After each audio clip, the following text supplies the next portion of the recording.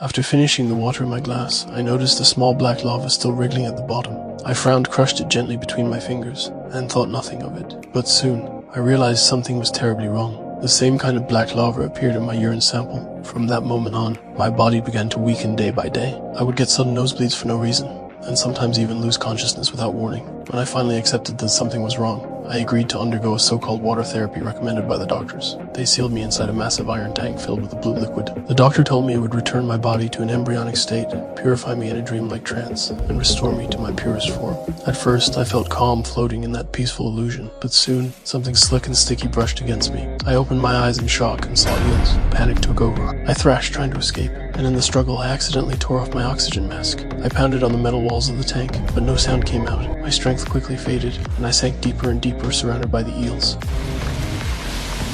Fortunately, the medical staff noticed in time and pulled me out, but when I shined my flashlight at the bottom of the tank, there was nothing there. The doctor insisted the eels were just a hallucination caused by the therapy, but I knew it wasn't just an illusion. I had seen those creatures before, in my toilet. 2 weeks earlier, I'd come to this hospital to pick up the company's CEO, who was recuperating here, but on the way, I got into a car accident. When I woke up, my left leg was in a cast, and I could barely move. The hospital director told me the fracture was serious and I'd have to stay for treatment. At first, I didn't think much of it, but soon, I realized something about this hospital was very wrong. The patients all had pale faces and empty eyes, their movements strange and unsettling. Even stranger, the treatments here didn't involve medicine. Instead, they soaked people in water, made them do exercises, or steamed them in saunas. Some of the elderly patients could even hold their breath underwater for an impossibly long time, as if they didn't need to breathe at all. One night, a strange vibration from the toilet woke me. Through the window, I saw a worker pushing a patient toward an abandoned church behind the hospital. The next morning, I tried to go inside, but the door was locked. The same worker blocked my way, his face tense, as if terrified I'd discover something. Then he even sealed off the ventilation ducts. I confirmed it. There was a secret hidden in that church. Later, a patient told me the hospital had once been an ancient castle. 200 years ago, a baron lived there, obsessed with the idea of pure bloodlines. In order to create a so-called perfect heir, he married his own sister, but they never had children, so the baron began horrifying human experiments. He used eels to purify the human body, trying to extract a substance that could enhance fertility and slow down aging. Eventually, the villagers stormed the castle in anger. They cut open the baron's sister's belly, took out the unborn baby, and set the entire castle ablaze. After hearing that story, I was frozen in shock. And the last thing that patient said before leaving made my suspicions even stronger. It's a terrible darkness.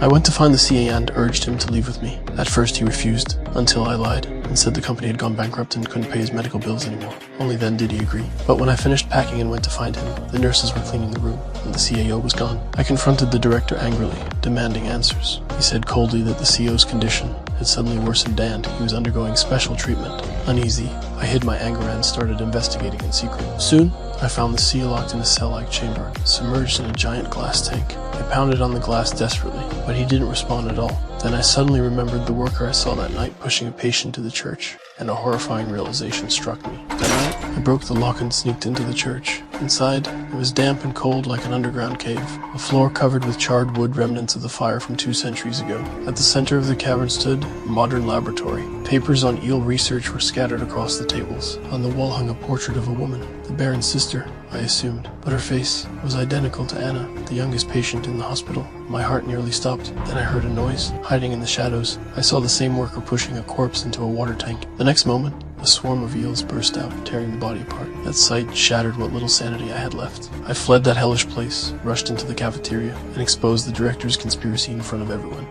This place is making you sick. It's in the water. Mr. Lockhart. I saw the bodies dried up like mummies. Look at you people. Your teeth are falling out. You're dying and you can't even see it. But I'm here for the cure. There is no cure. Don't you see? He's the one that is making you sick. There's nothing wrong with you people. I thought they would wake up at last, but instead, they all turned toward me with blank faces, and in the next instant, they lunged at me like maniacs.